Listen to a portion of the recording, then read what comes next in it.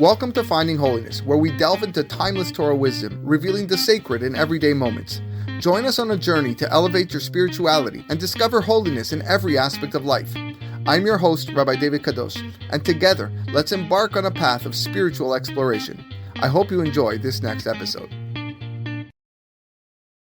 Erev Tov, everybody. Welcome to another edition of our Thursday night Parashat HaShavua class. Thank you, everybody, for coming tonight, enjoying some delicious, yummy food.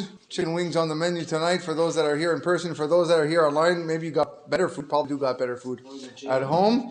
And what can you say? Perhaps you can join us here live, listening to another Parashat HaShavua class. And those listening on a future date, on our podcast, findingholiness.com or findingholiness.com. Chazaku Baruch. Please spread, please rate. Please let everybody know that we're spreading Torah. Tonight, Shiur. Baruch Hashem, sponsored by many, many individuals. Let's begin by Mr. and Mrs. Meir Azaguri in memory of his father, Mr. Abraham ben Yaakov Azaguri, Zichrono Livracha. Also by Mr. and Mrs. Meir ben Shetrit in memory of her father, Mr. Pinchas Friedman, Zichrono Livracha. By Mr. and Mrs. Joe ben Iluz in memory of his father, Yitzchak ben Iluz, Zichrono Livracha. Mr. Jack SS and family in memory of his wife and mother, Suad bat Hasiba, Zichrona Livracha. Mr. and Mrs. Roman Isakov in memory of his grandmother, Lizalea bat Bracha, Zichrona Livracha. Mr. Yaakov Medina in memory of his uncle, Yosef ben Abraham ben Shetrit. And as well, I want to add, may the shiur be l'refuah shema, my dear father, Mordechai ben Aziwena. May the zechut, the Torah, learning be l'lu nishmat, call all the people that it's in memory of. And Rabotai, the power of sponsorships. I want to say it again. You know, one sponsor. This is here for life. This shiur is going to be posted online and it's going to be heard by hundreds of people. You sponsor Seudah Shalishit, you sponsor Kiddush. After the food's eaten, that's it. It's gone. You got to wait till next year. But the shiur is there. It's uploaded. And anyone that listens, it's aliyah to the neshama. Tina sham tzura b'tzora hayim. And the words of Torah we say, bring lots of zechuyot to all of Klal Yisrael and be ma'aleh the neshamot high in shamayim. Amen. Tonight we are studying Parashat Vayishlah, another beauty in Sefer Bereshit. They're all beauties. Every single one is really unreal. Vayishlah is known for this encounter of Yaakov and Esav. Esav in multiple ways. You have the Esav, the angel Esav, the fight, the wrestling match, where Yaakov defeats the archangel of Esav. And eventually he ends up with a little limp because he's struck on the thigh muscle. And I just posted something about Gid HaNasheh. Feel free to listen to it on the podcast, on some deeper significance on Gid HaNasheh. And as well, prior to that, just after that is the actual encounter with Esav. Yaakov is really fearing for his life because he doesn't know what's going to be when he meets Esav. When he left his parents' house, Esav wanted him dead. No secret about that. It says straight out in the Torah. And he's going to meet him. And it turns out to be not that bad, actually. And that's what we're going to speak about tonight. Following that episode, we have the unfortunate episode with Shechem and Dinah, and then a little lineage of Esav's family. But we're going to focus on that meeting, that encounter. Actually, what happens right after the encounter. Yaakov Avinu divides his camp into three parts. Hoping that, listen, if he attacks one, then everyone else will run away. He strategically does this, not knowing what is going to be with Esav and how he is going to greet him when they actually meet. But right after the meeting, seems to be all well. They hug, they kiss. Rashi says, is it a real kiss? Is it not a real kiss? Do you really want to bite him? Do you want to kill him? Or whatever it is. But they embrace. And then they're having a little conversation. What's happening next? Where are we going now that we met in this open field? Esav and his 400 men, Yaakov and his entourage. So here's the conversation. Esav proposes a very friendly plan. He says, Vayomer nis'a ve'nelecha ve'elcha lenegdecha. He says, let's travel together. Let's go, beyahad. We're here, we're brothers. I'm going to proceed alongside you. Rashi says, what does it mean, ve'elecha le'negdecha? Beshaveh lecha. At a pace that is equal to yours. Tova zu e'eseh lecha. This is a good thing I'm going to do for you. She'arecha yamai me'halachti lalechet le'at kasher ata tzarecha ve'zeu le'negdecha beshaveh lecha. That I'm traveling slowly as necessary to accommodate you, Yaakov. And this we're going to go whatever pace you want. You want to go slow, we'll go slow. You want to go slower, we'll go slower. We're going to go together. Your pace. Yaakov Avinu, here's the offer. He says, thank you very much, my brother. But vayomer elav, Adoni yodea ki eladim rakim. Can't do it. My children are very tender. Yatzon da bakar alot alai. I have nursing flocks and cattle with me. Utfakum yom echad vametu kol hatzon. You're going to drive them hard for one day. The sheep are going to die. I got a better idea, he says. Yavorna adoni lifnei abdo. Esav, you go ahead of me. ואני אתנעלה לאיטי לרגלי המלאכה שלפניי ורגל הילדים. And I'm going to make my way slow pace according to my family and my children.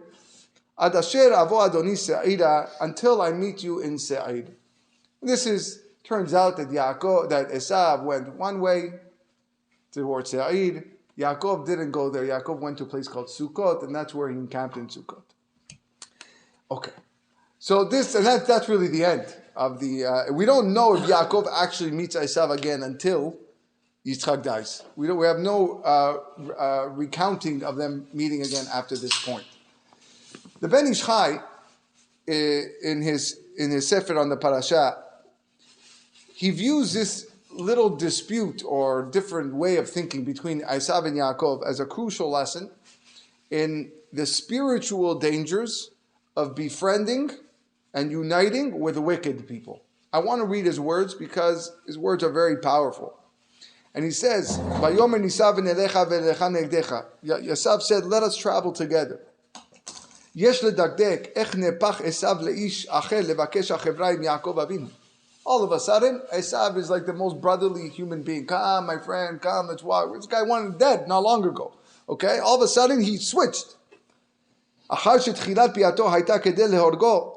He originally came to kill him.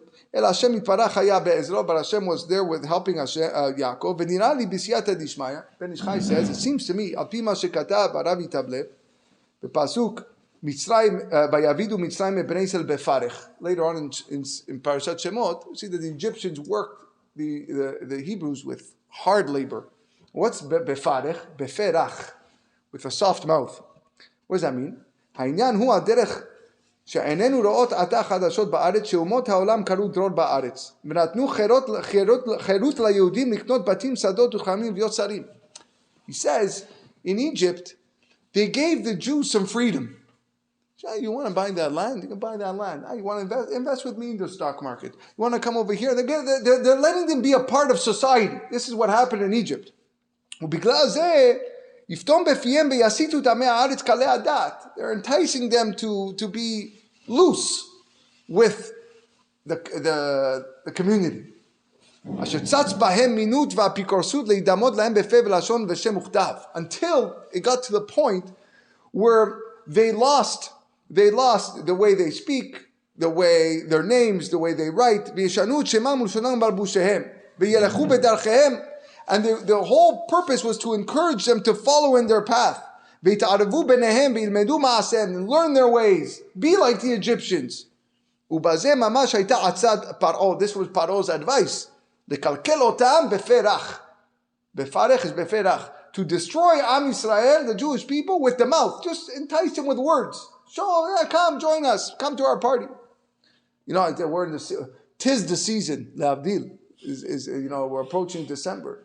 You'd be shocked on how many Jews there are in the world that take that holiday, the one that starts with a C, that we call with an X, and they take it seriously. I have, in my own neighborhood, my own street, I have a Jew with a mezuzah, with a tree. On my own street. I see it on my own, every time I drive by. It's appalling. It's appalling, right? There, like this neighbor, there are thousands around the world, assimilated Jews that have just been drawn and sucked into the society of the Goyim because it's nice. I work with them. They're such nice people. Look, they invited me to a Xmas dinner. I'm going to have turkey. But don't worry, I told them to bring plastic plates. Yeah, or plastic cutlery. This is whatever it is. But this is what's happening.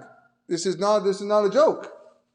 And like this, you have all the hagim, all the shalosh regalim of the non-Jews. This is what's happening. But he says, so this is what's happening right here with Esav.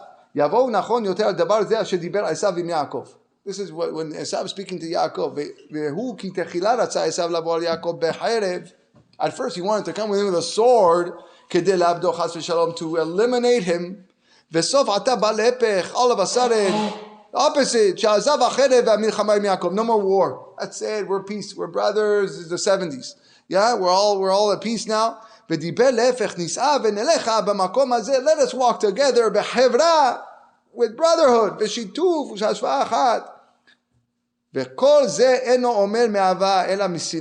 Wow. This is not love. This is fake love.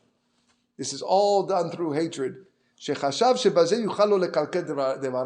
how Esav wanted to get in there and ruin Yaakov, ruin every spiritual spark that he has out. That's how he's going to get the revenge. That's how he's going to get the revenge he's looking for.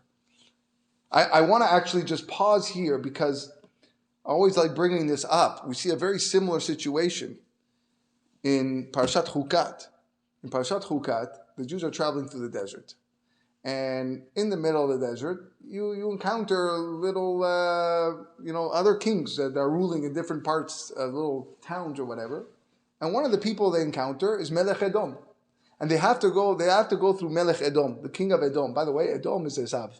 Okay? Esav hu Edom. That's what this week's parasha, actually. And they have to go through. And there's whole discussion. They said, listen, we're going to, please let us pass through your land. We're going to buy you food from you. We're going to stay in the hotels. We're going to, just let us go through. And we know by Ma'en Edom netonit Israel. Edom said, no, thank you. You're not coming through my land. Okay? And went around. I think they ended up going around. Next parasha. Right after this episode, Aharon's death. This is not two after. The next parasha, it's time for Aaron to die. How does the Torah describe the death of Aharon? The beginning, the introduction. Vayishu Kadesh, they traveled from Kadesh, and Bnei Yisrael came to Hor Hahar. Hor Hahar is the mountain that Aaron died. Vayomer Hashem el Moshe Aaron behor Hahar. God spoke to Moshe and Aaron. This was the instruction on how he was going to die. Al Gevul Eretz Edom. On the border of Eretz Edom. The mountain was on the border of the land of Edom. So Rashi says, why do you have to mention this?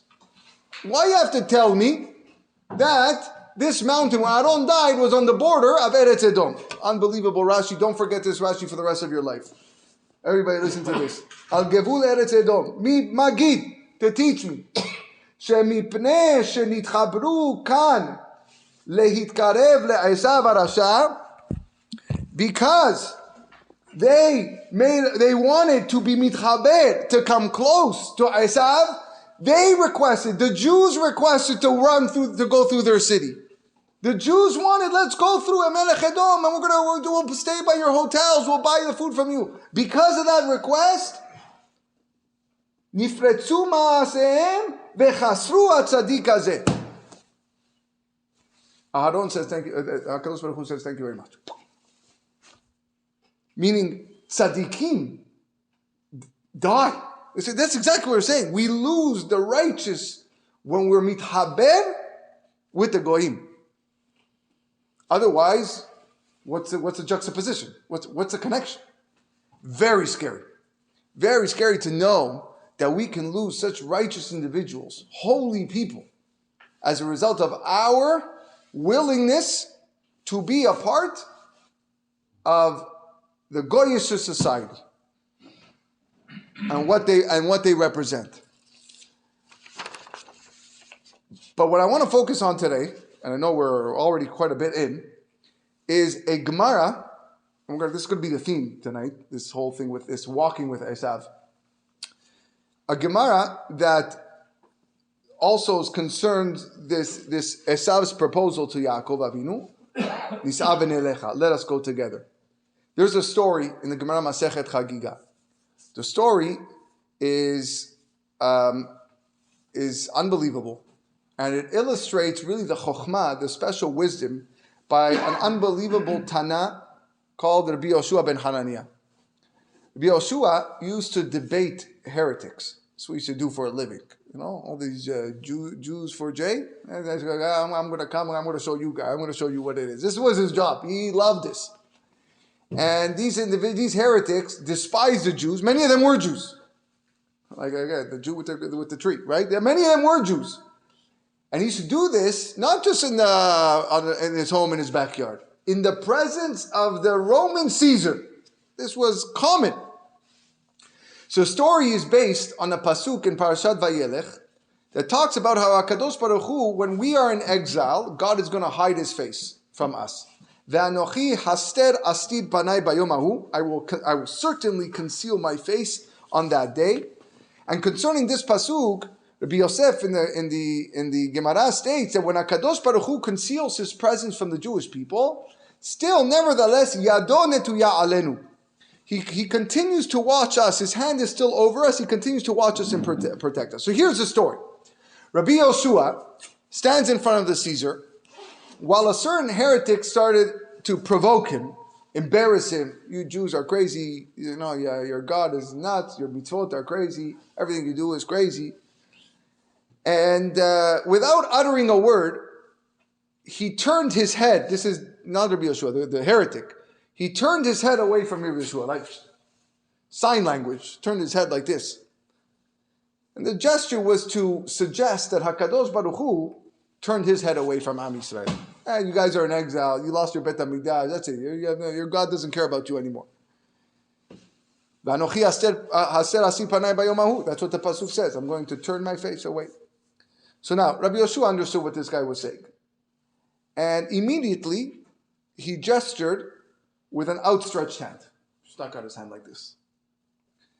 And that was indicating that even though we are in Galut, we are in exile, HaKadosh Baruch Hu, which seemingly hides his countenance, he hides his face, but still, Yado Netuyah Alenu. His hand is still outstretched to protect us. Now, the heretic, the Gemara says, that the heretic had no idea what this meant. He was like this, I don't know, what's he doing? Okay? He was too embarrassed that he didn't know in front of the Caesar. So he didn't admit that he didn't know what was going on. Now what's happening? The Caesar's watching this. And one guy turns his head, the other one goes like this. Well, I don't know. He says, there's got to be something going on over here. So the Caesar calls in Rabbi Yoshua privately. He says, listen, what did the heretic mean when he did this to you? He was honest. He goes, he's telling us that our God's not watching us, that he turned our face away, and Anochi Aster Panai, and we're in exile, so on and so forth. So then the Caesar says, what's the meaning of this? Right? So he said, well, God's still protecting us. So then the Caesar and his representative went to the heretic. The heretic says, yeah, when I turned my head, that's what I meant. Your God's gone. He goes, yeah, but did you see the rabbi's response? He went like this. Do you know what that meant? He goes, to be honest, I don't know what it meant. I don't know what he was doing over there. He was sticking out his hand. So he says, this guy can't appreciate it. No, he doesn't understand what's going on when he sticks out his hand. He can't stand him here in front of the Caesar. They killed him. They killed the heretic. This is like it's like war with gestures, right? They killed him. They sent it on to kill. This is a story in Gemara. I'm not making it up. The Gemara Masechet Chagiga. Later on, the Gemara relates a conversation between the Chachamim and Rabbi Yoshua when Rabbi Yoshua was passing away. It's on his last days, and the rabbis asked him, "We got a problem, Rabbi. After you die, who's going to be the guy to defend us? All these years, you were the ones defending us against the heretics. Amru leim, Maiti havu alan me'apikursin. Who's going to defend us from the apikursin, the heretics? So Rabbi Yoshua said not to worry. He quotes a pasuk in Yirmiyahu, Avda etza mi banim nisrecha chochmatam. Meaning, when the counsel has been lost from the children, you should know their wisdom has turned putrid. In other words, if the wise men who are able to defeat the heretics, the wicked, are no longer found among Klal Yisrael, you should know that in similar fashion, they're not going to have the wisdom to fight against us. And then the Gemara, and he learns from that pasuk. And then the Gemara says the kicker, the big chidush. And you should also know where else do we learn this from? From our parasha. Vayomer nis'aven elecha velecha negdecha. The pasuk where Esav tells Yaakov, let us walk together. I'm going to proceed alongside you. Rashi says, lenegdecha beshaveh, alongside you on equal terms. This is what was meant. So, what is going on over here? Esav is the embodiment of evil. He represents Ra, Rasha, anything evil is Esav. Yaakov Avinu, Kedusha, holiness. After Yaakov successfully subjugated Esav's angel and appeased to him, comes Esav and says, I got an idea. Let's walk together. Esav was stupid. Esav knew Yaakov beat the angel. He goes, let's walk together. Meaning, it's true that my children and I will continue to wage battle against you. This is what Esav's talking about. We know we're going to fight for many, many, many years. But you should know I'm going to walk alongside you. Lenegdecha beshaveh. On equal terms. The force of evil and impurity will never exceed that of Kedusha. What's being hinted over here. If the force of Kedusha is diminished, like Rabbi Yoshua said, if the wise individuals are no longer, you should know that the force of evil will also be diminished. That's a famous Gemara when you walk on Friday night back home and the angels say your house is beautiful and you see a nice gorgeous table with amazing food, delicious food, and everything's clear, everyone's happy and singing. And the good angel says, Yiratzon, the next Shabbat should be like this. And what does the evil angel answer? Amen. Bal korho. It has to be. So Esav himself, the root of evil, limited the force of evil at that moment. He promised that his power will never exceed that of Kedusha. We're going to walk equally. Now, we've spoken about this in the past. Shlomo HaMelech says in Sefer Kohelet, Ze leumat ze asa Elohim, that Hashem made one in accordance with the other. So Rav Moshe Cordovero in the Ramak writes in the Sefer, Re'u lanu ladat ki gam et ze leumat ze asa Elohim ki kemo sheyesh sad kedusha ve'atahara ve'atzedaka ve'ayosher ve'tov. Just like there's holiness and purity and charity, righteousness, and goodness, ken yesh sada klipa. You also have the opposite. You have the tumah, the impurity, and all the things that are there. And that's the Yetzirah, the evil parts of the world, the negative forces are trying to get a person to sway off the good path to a path of not good. We see this, the Arizal also brings us in Shar Gigulim. He quotes a Gemara Masechet Sukkah, Kol HaGadol Mechavero, Yitzro Gadol Emenu. Anyone who is greater than his friend, just because you're the Baba Sali, you think you don't have a Yetzirah? The exact opposite. The Yetzirah is greater. The Yetzirah of the Baba Sali is greater than all the laymen. The greater person is the greater the Yetzirah. The level of Kedusha increases, the level of Tumah. You have a degree of Tumah that increases. So Esav, the embodiment of evil, was forced to admit this and this arrangement against his will. Let's travel together. Beyachad, Kedusha and Tahara. So now, what's the obvious question? If the power of holiness and the corresponding power of impurity are equal, then how do I overcome the force of Tumah? How do I overcome the evil in the world? And the answer is actually not difficult. These two forces are equal, but HaKadosh Baruch Hu gave us a gift that allows us to tip the scales. What's that gift? Torah. When a Jew engages in the study of Torah, he's effectively weakening and subduing the evil forces, the forces of Tum'ah. God said to the Jewish people, Banai barati yetzer hara, I created the evil. I created the yetzer hara, evil inclination. Barati lo Torah tavlin. But you know what's the remedy? You know what's the antidote? The study of Torah. V'imatem oskim b'Torah, en atem nimsarim bi'ado. Study Torah. He's got nothing on you, that inclination. Nothing. So imagine you have two enemies of equal strength. Yeah, Canada and Russia facing in hockey. Yeah? Okay, well, Canadians are better. Okay, but Canada and Russia were like, it was a coin flip, right? In the good old days, it was a coin flip. Sometimes it's Canada, sometimes it's Russia. All right? Now, they're standing opposite each other on the field of battle. On the ice. Now, the two enemies that are fighting, they're fighting war on the battle. They're exactly equal. But if one of them is able to expose and reveal a concealed sword, one thing that gives him the advantage, and the opponent doesn't have that weapon, if you put Ken Dryden in that and the Russians don't have the goalie, forget about it. That's it. We got the advantage. The Canadians are going to win. So that is the battle of Kedusha versus Tum'ah. Yes, the forces are equal in strength, but we have the Torah study. David HaMelech says in Tehillim, Hagor charbecha al yarech, strap your sword up upon your thigh. And Rashi says, why do I need to have a sword on my thigh? Lehilachem milchamta shel Torah, to wage battle on behalf of the Torah, because now I have a weapon that the Tum'ah lacks. And now those evil forces can be vanquished. Beautiful little tidbit that Rav Friedman brings here. Gemara Masechet Sukkah says, "In paga becha menuval ze, moshcheu lebet midrash."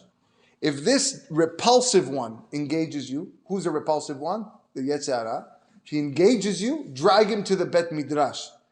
Im even hu nimoach. If he's a stone, it will dissolve. Im barzel hu mitpotzes. And if it's like iron metal, it will shatter. So, say you perceive that he is of equal strength to your Yetzer Hara Tov. My Yetzer Hara is equal to my Yetzer Hara Tov. Like we said, evil is equal to the purity aspect. And you question to yourself, what am I going to do to defeat this? Well, there's an allusion to this. Menuval, the repulsive one. If you take the shortish of it, is Nun Vav Vav Lamed, is a Rashi Tevot abbreviation, Nis'a Venelecha ve'elecha lenegdecha. The 4 words in this week's parasha where Esav tells Yaakov, let us come together. What is the repulsive one? What is considered repulsive? What is the Yetzer Hara when Esav comes and tells you, come, let's walk together? When the non-Jews are here, come with me, come, let's go celebrate, let's go have a party, let's go celebrate Thanksgiving, whatever restaurant. I'm only going to have a salad. Everyone's got their own excuse. I'm all kosher, but it's okay. Once you start that, naval, nisav and that's the Yetzer Hara, that's the evil. So what do? Moshcheu lebet midrash. You got to drag that into the bed. That's the only way you're going to win. That's the only way you're going to overcome that evil, is by dragging him to Torah study. That's your concealed weapon to subdue the Yetzer Hara. If it's a stone, it will melt. If it's iron, it will burst. By the way, tonight is Tet Vav Kislev. We're recording this Thursday, November 18th, 2021, but it's also Tet Vav Kislev. What's significant of Tet Vav Kislev? Tet Vav Kislev is a Hilulah of Rabbi Yehuda Nasi. Rabbi Yehuda Nasi was the compiler of all the Mishnayot, Torah Shebe'al Peh. All right, and he was one of the last Tanaim. He took all the statements of Rabbi Yehuda and Rabbi Meir and Rabbi Shimon, and he put them all in what we know as the Mishnah, which is the start of the Gemara. Why is this important? Because Rabbi Yehuda Nasi was a nitzot, was a gilgul of Yaakov Avinu. In fact, Han-Nasi stands for who? Nitzot shel Yaakov Avinu. That's what it stands for. And by the way, I'm not going to get into this now. I think we may have even spoken this in the previous class. But Rabbi Yehuda Nasi always used to have dialogue with who? Antoninus. Who was Antoninus? A Gilgul of Esav. All right? So they always, even that. So it's very much relevant what's happening. And by the way, they were friends, you should know, acquaintances. They had a good dialogue, but it was always kept separate. Rabbi Yehuda Nasi was Rabbi Yehuda Nasi. There was a president, that's why he was called Nasi, of the whole Jewish world. He was the leader of Klal Israel. And what he put on the table, what he served to the Jewish people, very few people, maybe the Rambam, Rabbi Yehuda Nasi, who can match what they did? The Mishnayot. And we don't have any Gemara without the Mishnayot. The Torah Shebe'al Peh. So that's what it is, the Torah. The Torah that we're talking about, to pull away ourselves from Esav, again tonight, that he will love Rabbi Yehuda Nasi. So now, let's continue. Yaakov refuses the request. Okay, so Esav says, come, let's walk together. Yaakov says, sorry. You know what? I got a better idea. Ya'avorna Adoni lifnei avdo. You walk ahead. And I'm going to go slow pace, according to the gate of the work that is before me, the pace of my children. In other words, Yaakov does not agree to the terms of Esav's proposal to walk as equals. But this requires some explanation, because we just said that it's an established principle. So Esav wasn't wrong when he said, let's walk together.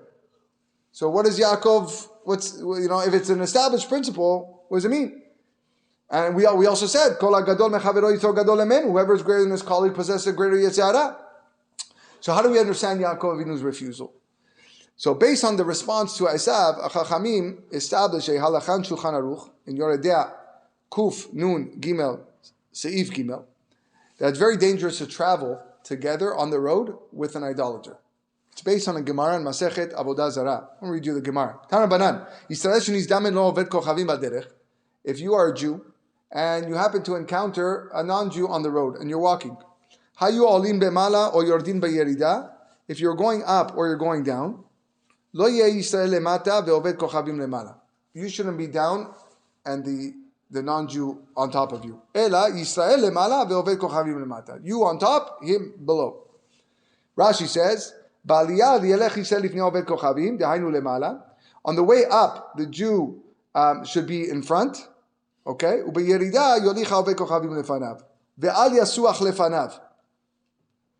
And don't bow down in front of him. Shema yarutz et gulgalto, lest the idolater crush his skull. In other words, what are you worried about? Simple. He's going to kill him. Don't walk with a non-Jew.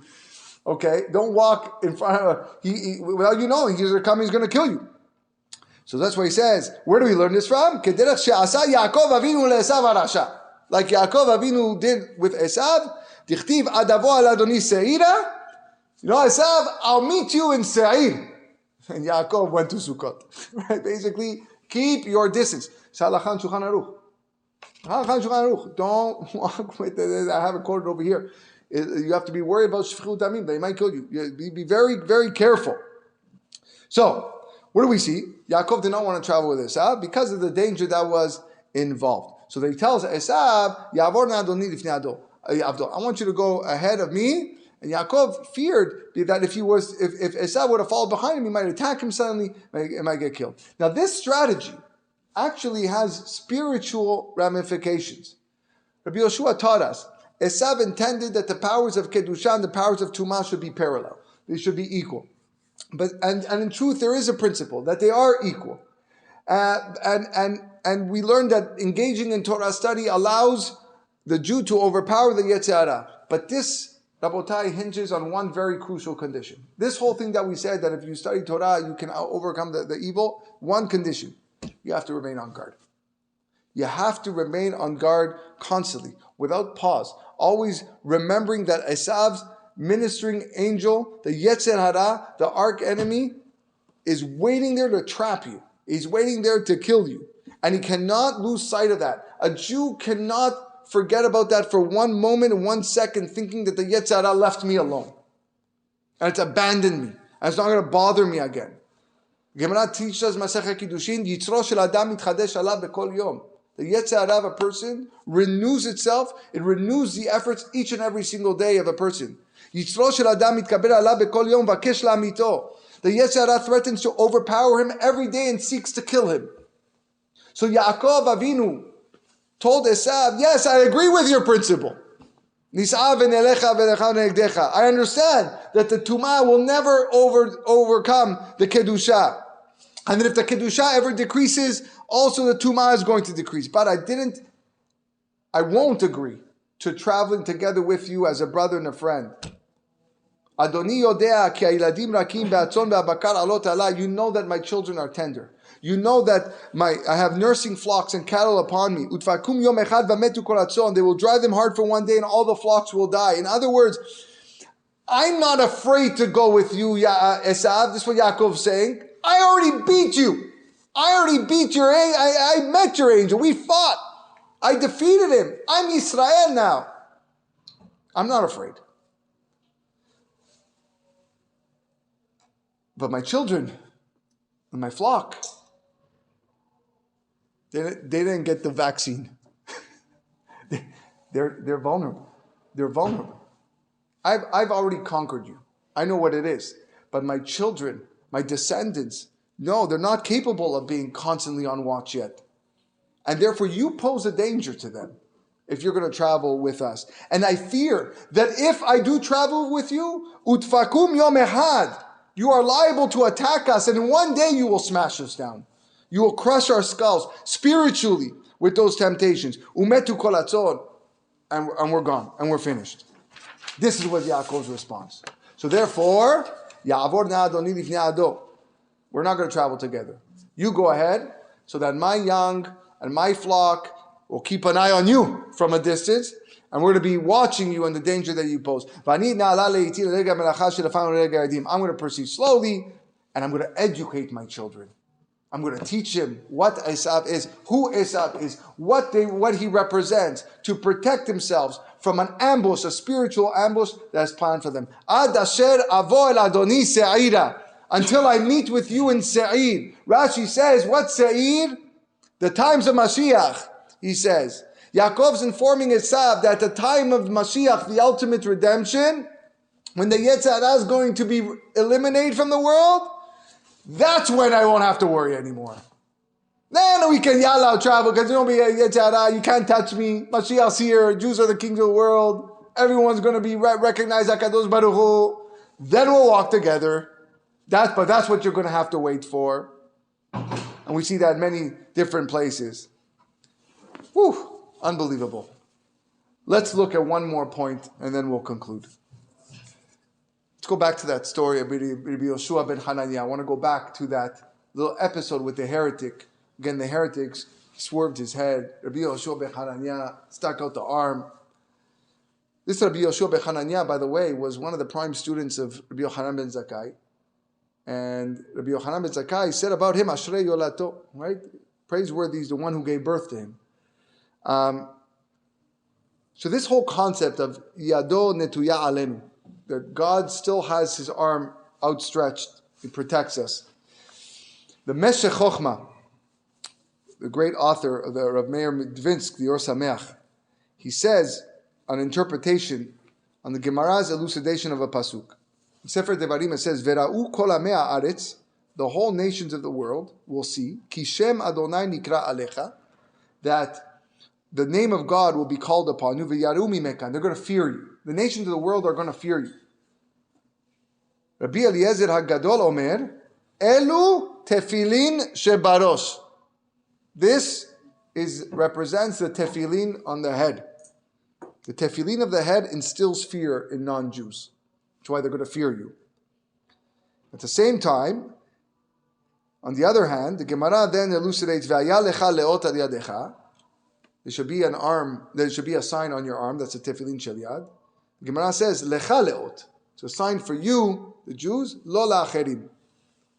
So the yad, which remains covered, Unlike the tefillin shel rosh, we're aware of the presence, we're wearing them, but outsiders are not aware of the presence. So says the Meshech Chochmah, unbelievable chidush. He says, during the times of the Beit HaMikdash, at the time of the future, when Mashiach as well, when Hashem's presence is known throughout the world, then HaKadosh Baruch Hu is going to illuminate the world with tefillin shel rosh, in addition to the tefillin shel yad. We already know tefillin shel yad. The tefillin shel rosh is going to be revealed for everybody to see. Fear is going to be instilled in the hearts and the minds of the goyim. But during exile, during galut, when Hashem is concealed, then HaKadosh Baruch Hu reveals Himself in this world only with the tefillin shel yad. Lecha leot. The Jews know who Hashem is, but the rest of the nations, they don't fear Him. It's covered. And therefore, God employs the mechanism of tefillin shel yad. So says the Meshech Chochmah, this is the interpretation of the story with Rabbi Yoshua and the heretic. The heretic gestured to Rabbi Yoshua by turning his head away. That HaKadosh Baruch Hu also turned his head away from Am Yisrael, in keeping with the notion that in Galut, God is going to hide His face. V'anochi haser asir et panai. And under those circumstances, the tefillin shel rosh, which instills fear in the nations of the world, is not revealed because it's hidden. God is hidden. So what does Rabbi Yoshua gesture back to him? The hand. Yado netuya alenu. That the hand is stretched over Klal Yisrael, and although it's unseen, it's a tefillin shel yad. We know, the Jewish people know that God is still protecting us. Says the Maharsha on this Gemara, he says, Yado netuya alenu, that God's hand is outstretched over us. He says, it's taken from the words of the prophet, Yeshayahu, Ki ma'asu et Torat Hashem sevaot. He says, they abhorred the Torah of God, Vet imrat kedosh Yisrael yatsu, and the words of the Holy One they scorned. Al ken chalaf Hashem be'amo, therefore God got angry at His nation. Vayet yado alav vayakeu, and He stretched His arm and He struck them. This is to the Jews, because they disregarded the Torah. Bekol zod, nevertheless, lo shav apo, God didn't, His wrath did not cease. Ve'od yado netuya, and His hand is still stretched out. So the conclusion of the pasuk, ve'od yado netuya, His hand is still stretched out, is actually a benefit for Klal Yisrael. Although HaKadosh Baruch Hu hid His face from Yisrael and is still angry with us. We're in Galut. If He wasn't angry with us, we wouldn't be in Galut. We wouldn't be in exile. We'd all be in Eretz Yisrael, Bet HaMikdash, Korbanot, Aaron HaKohen, Moshe Rabbeinu. We'd have it all. But we're not there. So He's angry at us. But nevertheless, the outstretched arm continues to protect Am Yisrael. And the Me'asha points out that whenever we see in the Torah the word Yad alone, it's the left hand. Because if it was the right hand, it would have said Yamin. By the way, that's why Yadecha is your left arm. Most people, it's your left arm. It's your weaker arm, which is your left. So the Od Yadon Netuya is referring to the left arm. What is the distinction between left and right? We know that. How many times have we said? The right is the attribute of Chesed. And the left is the attribute of Din, of justice. Chesed dero'a yemina, Gevura dero'a semala. Right, so that's what it is. So HaKadosh Baruch Hu in the time of exile drew back the right hand. He drew back the Chesed, and now the attribute of justice is enforced, the left hand. So now, why does Yeshayahu say ve'od yadon netuya, that the hand is still stretched out in reference to the left hand? And even during times of exile, when HaKadosh Baruch Hu is managing us with the left hand din gevurah, but it's still stretched out over us to protect us. And that's what the heretic signaled to Rabbi Yoshua, that God hid Himself from us. It's times of exile. He's not protecting you. And what does Rabbi Yoshua do in return? He stretches out his arm, but not just any arm. He stretches out the left hand. That even in the time of Deen, even in the time of Gevurah, God is still protecting Klal Yisrael. Ve'od yado netuya. It's a reference to the periods of galut and exile. That although God has withdrawn the right hand from Am Yisrael, the chesed that is pulled back, but there's still a chesed. He's doing chesed with the deen, with the left hand. He's ensuring Klal Yisrael that they remain in galut in order to correct everything that they need, so that they can come together at the time of the Geulah properly, so that it's complete. But when the wicked, when the Reshaim overstep their bounds, when they oppress Am Yisrael beyond what they're allowed to, and Am Yisrael are no longer able to fulfill their mission because we're getting slaughtered and we're getting influenced by everybody around us, then HaKadosh Baruch Hu needs to use the left hand and protect us and make sure we don't go too far. He's upset at us because he sees what's going on in the Jewish world. He sees horrific stories amongst the observant and the non-observant. Just because you have a kippah on your head, just because you're wearing tzitzit, that doesn't make you a tzaddik. Doesn't make you kosher. It's unfortunate.